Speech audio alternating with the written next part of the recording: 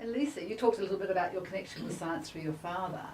But tell me about, yes, your early encounters and experiences of science, and did you have any sense of connection or interest there? Oh yes, I was fascinated.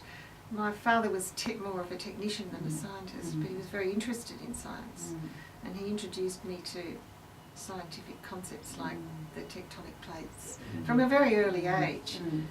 I think my father was quite clever, and he didn't go to university. He was the oldest of his three boys. But the war came along, and he was actually at art school. He had both aptitudes. Yeah. So he left art school, and when the war was on, and went to the Marconi School of Radio, because that was his other. He was always very good with radio, and so yeah, he became a communications expert, and he was ambidextrous. He could send messages with one hand and write with the other, like Morse code, and very, very amazing. And he could build things, so he was always building chassis and gizmos. And mainly our conversations introduced me to science and big stuff, but also the little stuff like how waves, like that everything's moving around, particles in motion. That was exciting, and I could feel myself as part of that world of things moving. I was going to say that would start to perhaps connect to your feeling for dance. Absolutely, absolutely. There was a dance happening in the world, and there was a dance happening in your body. That's right. And the art really came through dance, because when we moved to Melbourne, my grandmother, that's where my grandmother and father lived, and she played host to Europeans escaping the war, so intellectuals, highly educated, cultured women who'd lost their husbands. And one of these was a student of Rudolf Labber, who was a pioneer dancer, who was also quite scientific in the way that he looked at dance. But she was an inspiration.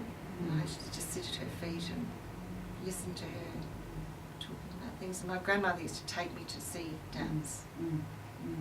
And so I had an idea of dance and an experience of dance that wasn't about entertaining. It was very political. Like, you danced because you wanted to express these ideas about oppression, or and hence the Bodenwiese dance that I still do. That's where that comes from. So a vehicle. It's a vehicle for storytelling, telling stories about or social forces. So it wasn't until the Antarctic that I became aware of the physical forces in the world, and somehow could put those interests together. Okay, so that was it in the Antarctic where you started to put your art and your dance together Absolutely. in a more conscious way with natural forces, energies, life forms. That's it, So shall we move on now perhaps a bit to what's happening with you both now with this project? So you're bringing your science, your art, but it's not a simple Bill brings the science, Lisa brings the art.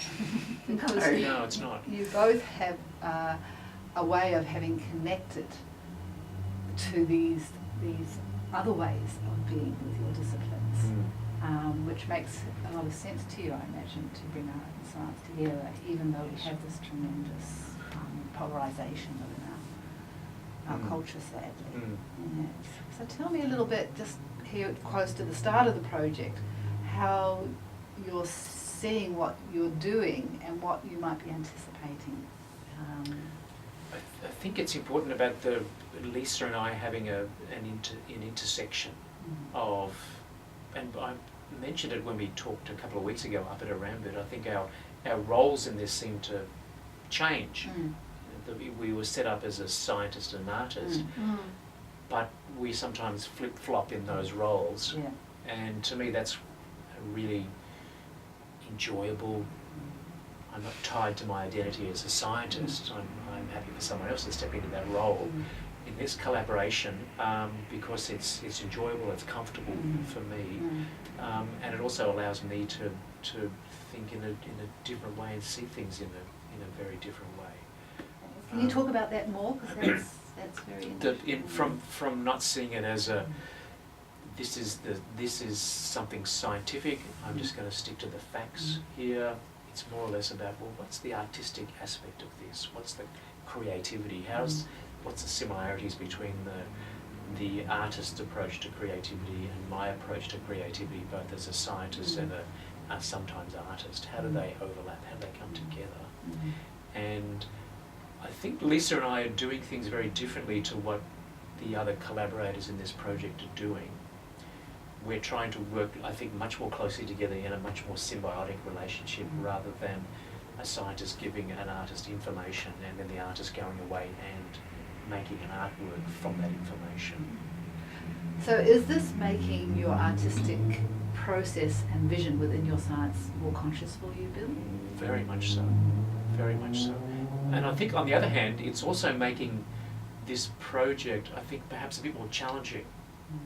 Because I know in some of the other cases, the artists have just grabbed the idea, the science run off and they're going to make something with it, an artwork. Whereas we're constantly evolving our thinking about it. Because I think we're constantly contributing on equal footing to what the artwork will be.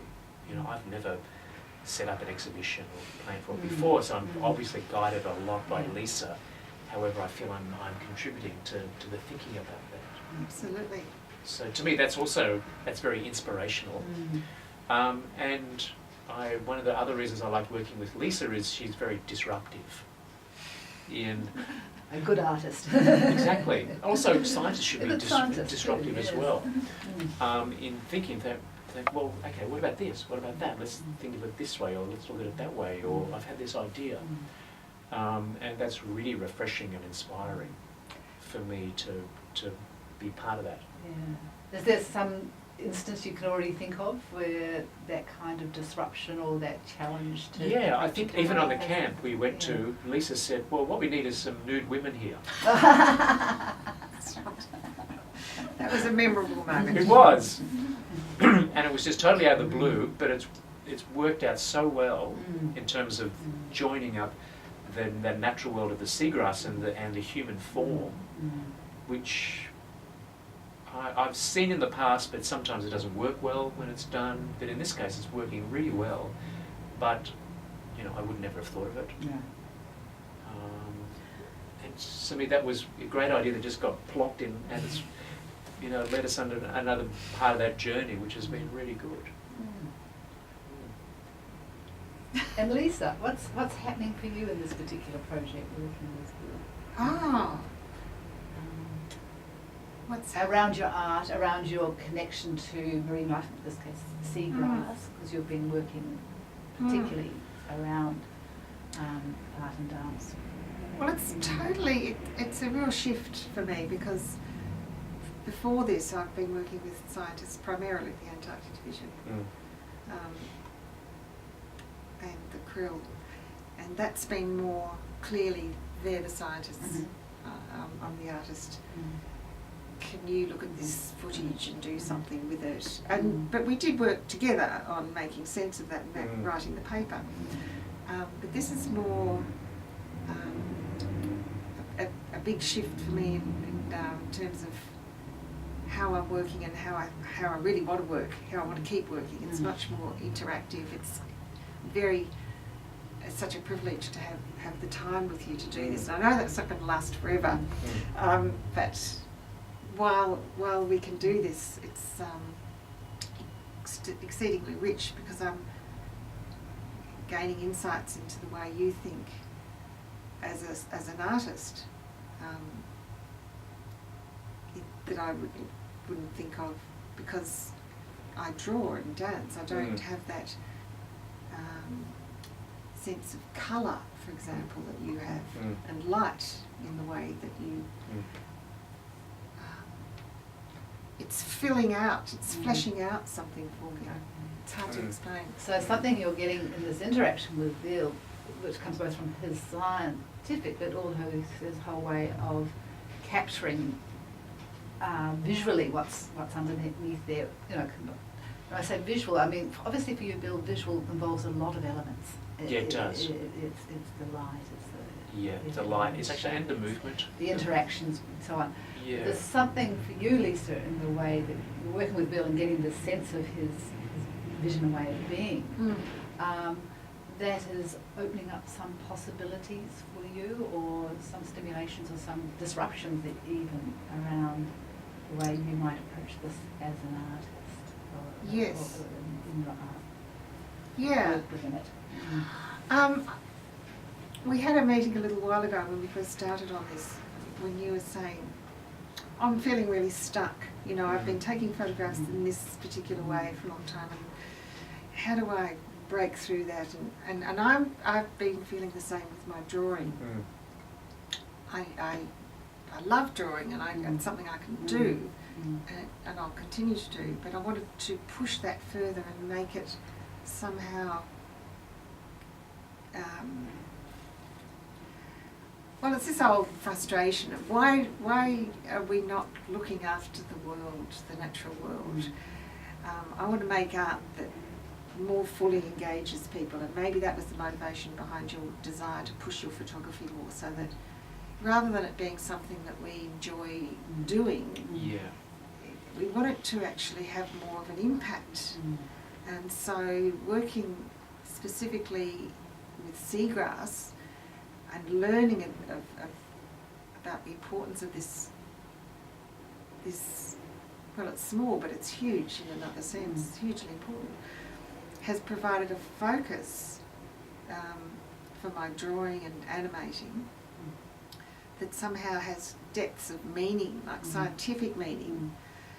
And then there's I suppose, that transcendental meaning that I'm picking up from your experience of being in the water, and then being in the water with Bill and coming out and talking about that.